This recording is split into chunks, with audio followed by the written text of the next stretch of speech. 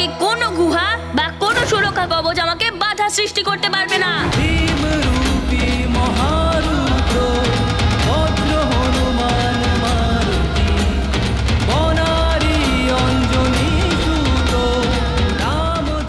মা, আমি জগতের রক্ষা করব আর আমার কর্তব্য পালন করব। ভদ্র হনুমান আমি এক্ষুনি আসছি মা। ইয়া মারুতি সুত রামদূত প্রভঞ্জনা।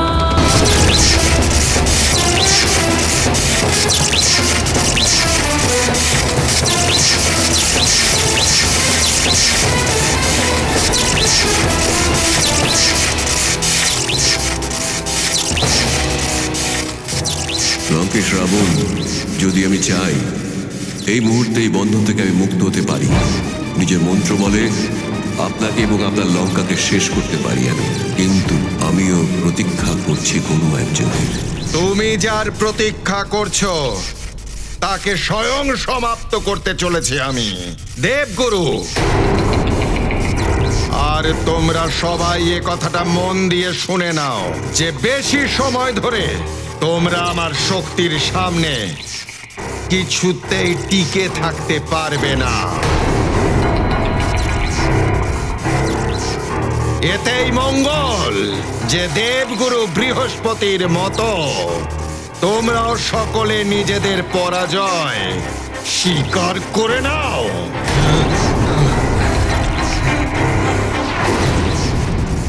দেবগুরু নিজের পরাজয় স্বীকার করেননি লঙ্কেশ। উনি তো দয়ায় দেখিয়ে আপনাকে ছেড়ে দিচ্ছেন। দেবগুরু যদি চান আপনাকে এই মুহূর্তে বিনাশ করতে পারেন, কিন্তু ব্রহ্মদেব আপনাকে যে বরদান দিয়েছে তার অনাদর করতে চান না তিনি।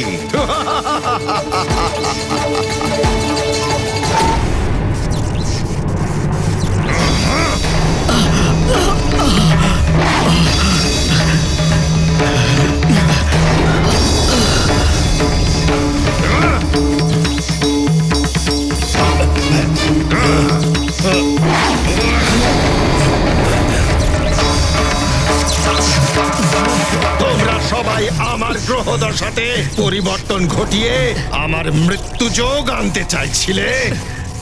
এবার তোমরা সবাই আমার অধীনে। এবার না মৃত্যু যোগ আসবে আর না আমার মৃত্যু হবে। এবার হবে শুধু পৃথিবীর বিনাশ, আর তার সাথে ওই নর আর বানরের বিনাশ, যারা আমাকে সংহার করতে ওই পৃথিবীতে বড় হচ্ছে।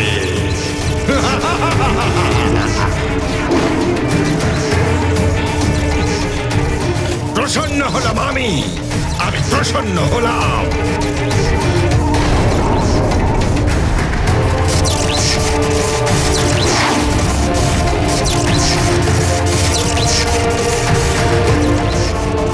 এবার তোমরা সবাই নিজেদের গ্রহতত্ত্ব রূপে আমার বন্দী।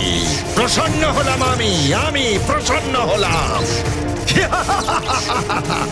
এবার প্রলয় হবে, মহাপ্রলয়।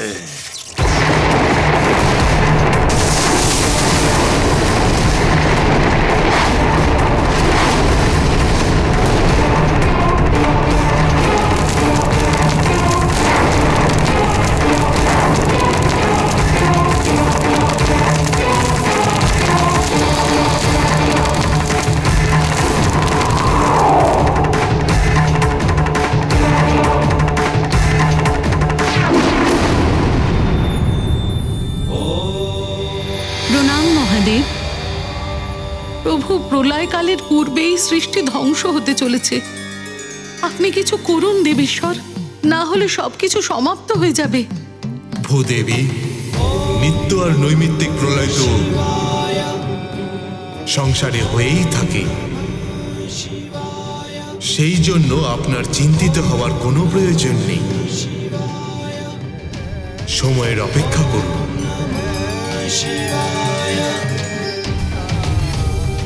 প্রণাম প্রভু।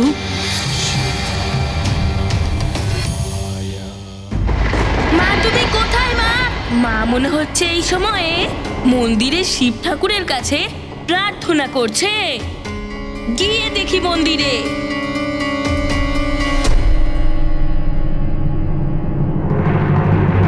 মা তুমি কোথায়? মা আমি চলে এসেছি। আশ্চর্য, মা তো এখানেও নেই। হতে পারে এই সংকটের সময়ে উনি কারোর সাহায্য করতে গেছেন। কিন্তু আগে আমি কক্ষে খুঁজে আসি।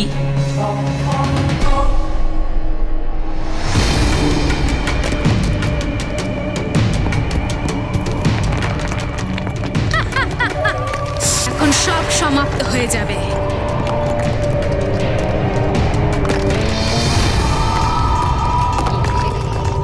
এবার তুমি এখানে আর কোন বলবলা বলবল করতে এসেছো অতি বল?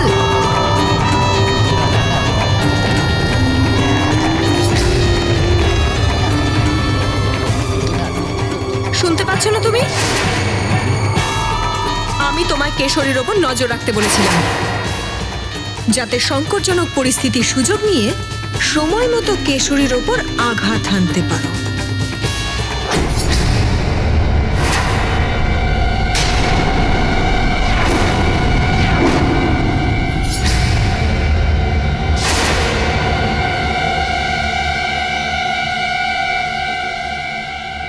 হনুমান, কে আপনি?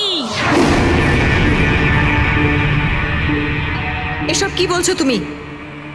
তোমার আবার বুদ্ধি ভ্রষ্ট হয়ে যায়নি তো? হ্যাঁ,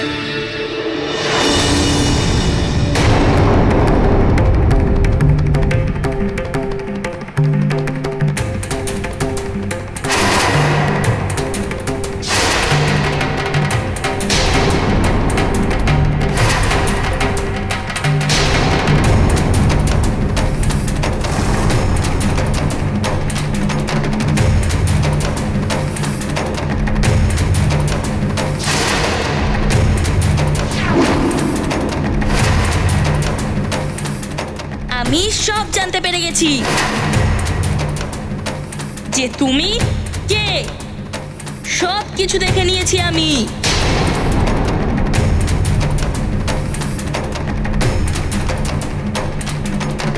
যার মধ্যে আছে ভয় সেই হচ্ছে অতিবাই।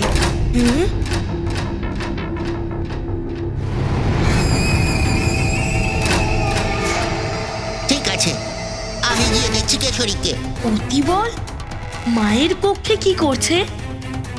কিন্তু তুমি মনে রেখো, এই হনুমান ভীষণই বলবান আর মায়াবীয়।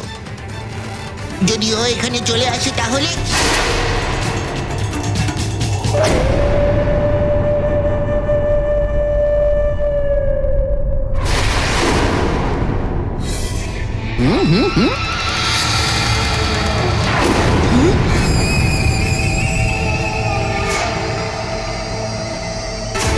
হনুমান ভীষণই আজ্ঞাকারী বালক।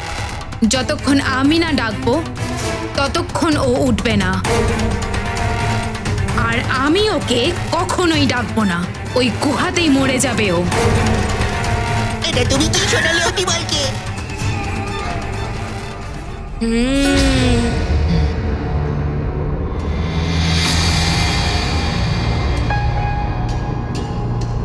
তাহলে তুমি মায়ের ডাক ছাড়াই চলে এসেছো? না, আমি মায়ের ডাক শুনেই উঠে এসেছি। এবার বলুন, আমার মা কোথায়? তোমার মা তো শেষ হয়ে যাবে।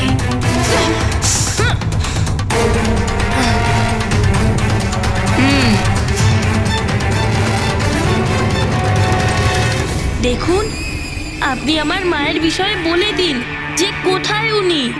তোমার মা তো বাধ্য হয়ে ইন্দ্রলোকে চলে গেছে, আর এখন তোমাকেও মৃত্যুলোকে পাঠাবো আমি।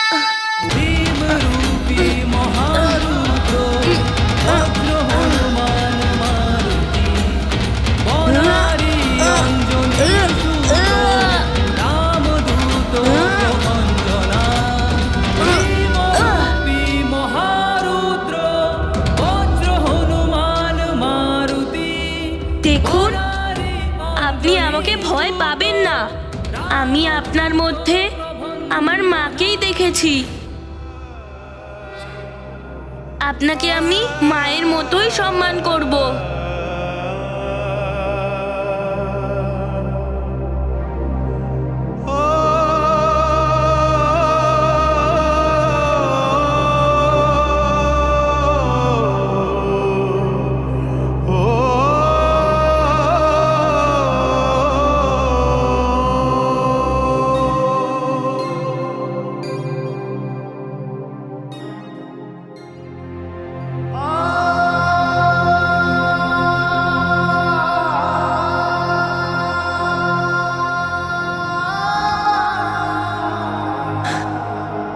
আমি তো মা হয়ে তোমার প্রাণ নিতে এসেছিলাম, কিন্তু আমার সত্যিটা জানার পরেও তুমি আমাকে মায়ের সম্মান দিচ্ছ।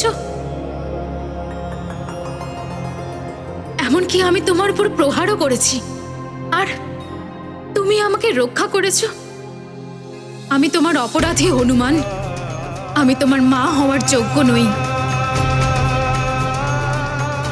দেখুন, আপনি এরকম বলবেন না, মা মাই হয়।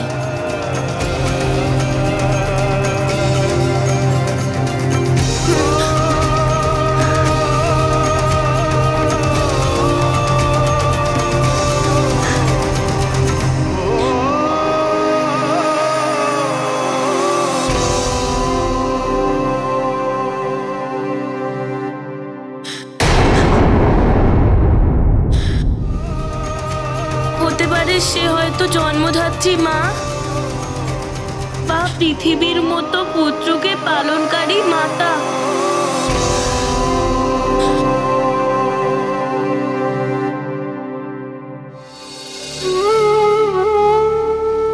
আপনিও কিছুদিন আমাকে পালন করেছেন। শুধু আপনি বলে দিন যে আমার আসল মা কোথায়, আর উনি স্বর্গলোকে কেন গেলেন।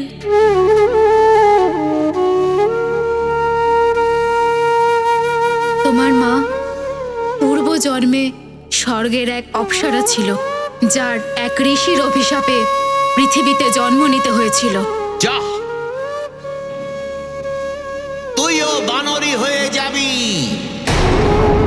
কিন্তু তোমার জন্মের পরেই অভিশাপ থেকে মুক্ত হয়ে গেছে, এই জন্য নিরুপায় হয়েই ওনাকে আবার স্বর্গে যেতে হয়েছে। কিন্তু আমার বিশ্বাস আছে হনুমান, যে তুমি স্বর্গে গিয়ে আবার ওনাকে মর্তে ফিরিয়ে আনতে পারবে।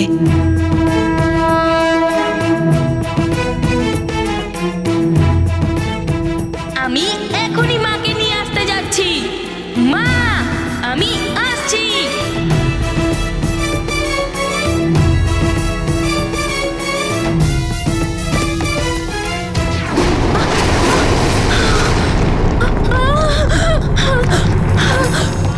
মা, মা আপনি ঠিক আছেন তো? পুত্র, তোমার মাকে ভীষণই দরকার, কিন্তু এই সমগ্র সংসারকে তোমার প্রয়োজন আছে।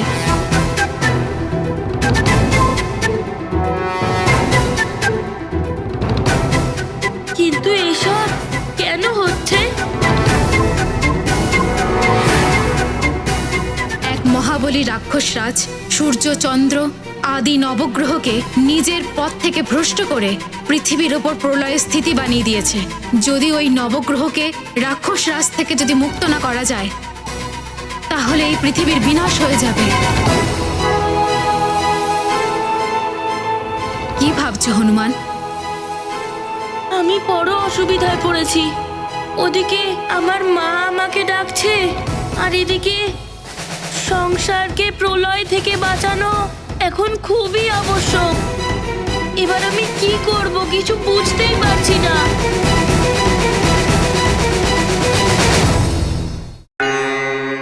এবার আপনিই আমাকে এই অসুবিধা থেকে বের করুন। আমাকে বলুন আমি কি করব।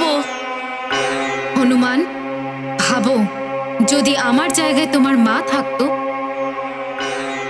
তাহলে এই স্থিতিতে তোমাকে কি বলতো? পুত্র, যেমন মাতা পিতা ভাই বন্ধু এদের সবার থেকে বড় হলো সমাজ, সমাজের আগে হলো নগর, আর নগরের থেকে বড় হলো রাজ্য, কিন্তু রাজ্যর থেকেও বড় হলো সংসার। সেজন্য মনে রেখো মানিক আমার, যদি কখনো একদিকে মাতা পিতা অন্যদিকে সংসার সংকটে থাকে, তখন সংসারের সংকটকে তুমি নিবারণ করবে। পৃথিবী হলো সংসারের মা, আর তোমাকে সেই মাকে আগে বাঁচাতে হবে। মা তো সংসারকে বাঁচানোর কথাই বলতো। যদি মা কোনো বড় সংকটে পড়ে তাহলে? না, হে ভোলে বাবা, এবার আপনিই আমাকে সাহায্য করুন। ভোলে বাবা প্রণাম।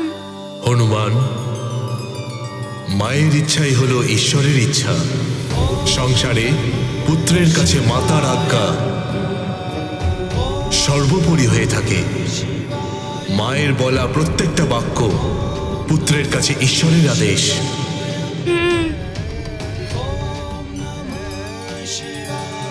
কল্যাণ হোক।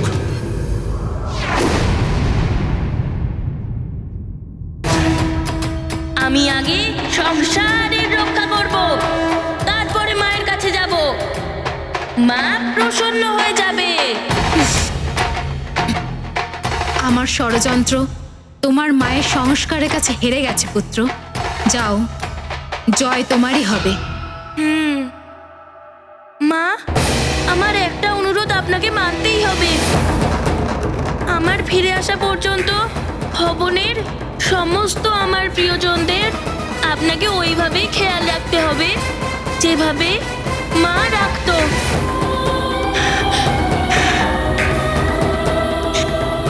হনুমান, আমি তোমাকে প্রতিজ্ঞা করছি পুত্র, আমি এরকমটাই করব।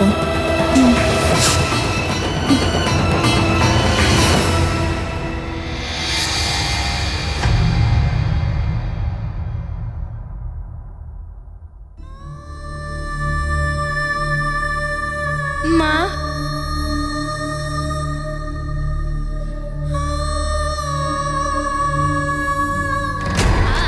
এবার তুমি আমাকে আদেশ দাও।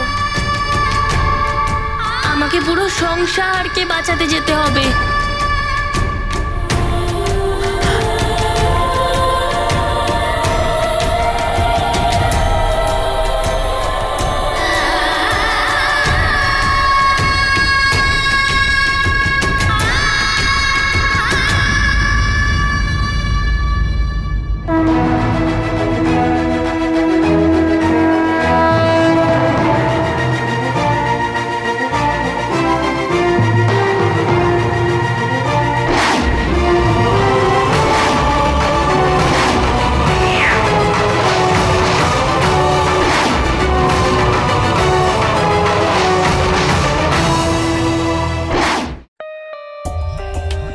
For more updates, subscribe to our channel, click the show links and enjoy watching the videos.